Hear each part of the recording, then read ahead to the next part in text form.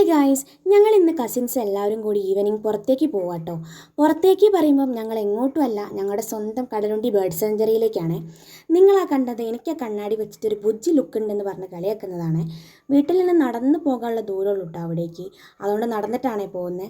ഈ ക്യാമറയിൽ വരാനുള്ള മടിയാണ് കേട്ടോ ഈ കോപ്രായങ്ങളൊക്കെ കാണിച്ചുകൊണ്ടിരിക്കുന്നത്. ഇതാണ് കടലുണ്ടി റെയിൽവേ സ്റ്റേഷൻ. ഇത് ക്രോസ് ചെയ്തിട്ട് വേണം കേട്ടോ ഞങ്ങൾക്ക് അവിടേക്ക് പോകാൻ.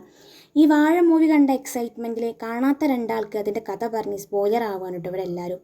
ഇവിടെ വന്നവരാരെങ്കിലും ഉണ്ടെങ്കിൽ ഒന്ന് കമൻറ്റ് ചെയ്യണേ. വിഷു ആയതുകൊണ്ട് തന്നെ ഫുള്ള് തിരക്ക്. ഇവരിപ്പോഴും വാഴ മൂവി കണ്ട ഞങ്ങളെപ്പോലെ കസിൻസ് ഗ്യാങ് ആയിരുന്നു. ഇതാണ് സ്ഥലം. ഞങ്ങൾ ഏകദേശം എത്താനായി. ഇവിടെ ഞങ്ങൾ ഇടയ്ക്കിടയ്ക്ക് വരുന്നുണ്ടെങ്കിൽ കൂടി ഇവിടുത്തെ ബോർഡുകളൊന്നും ഞങ്ങൾ വായിക്കലില്ല കേട്ടോ. അപ്പോൾ കുറച്ച് സമയം ഞങ്ങൾ നടന്നിട്ട് അതൊക്കെ ഒന്ന് വായിച്ചു കേട്ടോ. ഞങ്ങളുടെ സ്ഥലം എത്തിയില്ല കേട്ടോ. അതിൻ്റെ മുന്നേ ഞങ്ങളുടെ സ്ഥിരം കലാപരിപാടിയായ കഴിക്കാൻ എന്തെങ്കിലും വാങ്ങണ്ടേ എന്നുള്ള ചർച്ച ഞങ്ങൾ തുടങ്ങി കഴിഞ്ഞു കേട്ടോ. ഇതാണ് ഇവിടേക്കുള്ള മെയിൻ എൻട്രൻസ്.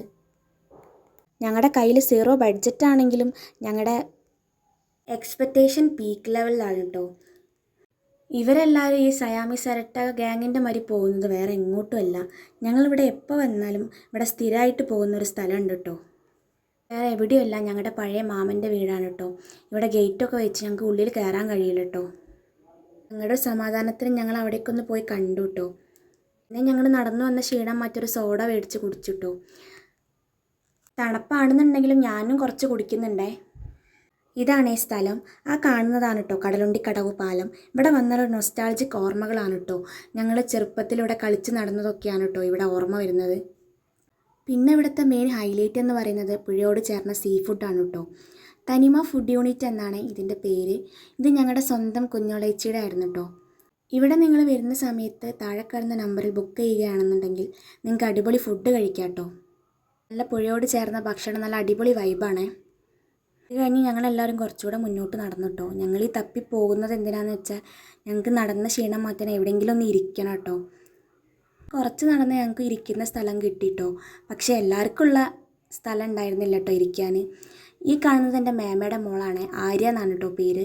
ഇവൾ ഈ ചിന്താവിഷ്ടയായ ശ്യാമളയെ പോലെ എന്തോ ആലോചിച്ചിരിക്കുകയാണ് കേട്ടോ. എനിക്ക് തോന്നുന്നത് ഇവിടെ നിൽക്കുന്ന എല്ലാ ആൾക്കാരും എന്തൊക്കെയോ ആലോചിച്ച് നിൽക്കുകയാണേ.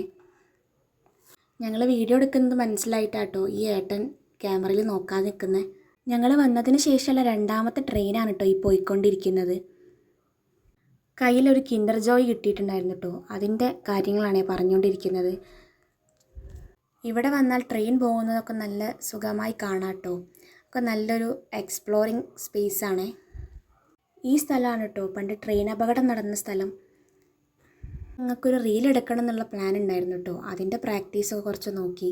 അതൊക്കെ കഴിഞ്ഞ് വരുമ്പോൾ തന്നെ നൈറ്റായി കേട്ടോ. ഇവിടുത്തെ നൈറ്റ് വ്യൂ എന്ന് പറയുന്നത് അടിപൊളിയാണ്. അപ്പോൾ വീട്ടിൽ നിന്ന് ഇങ്ങനെ വീഡിയോ വരാൻ തുടങ്ങി കേട്ടോ. അപ്പോൾ ഞങ്ങൾ മെല്ലെ തിരിച്ച് പോവുകയാണ്. ഇതൊക്കെയുള്ളൂ. Tata bye bye, see U.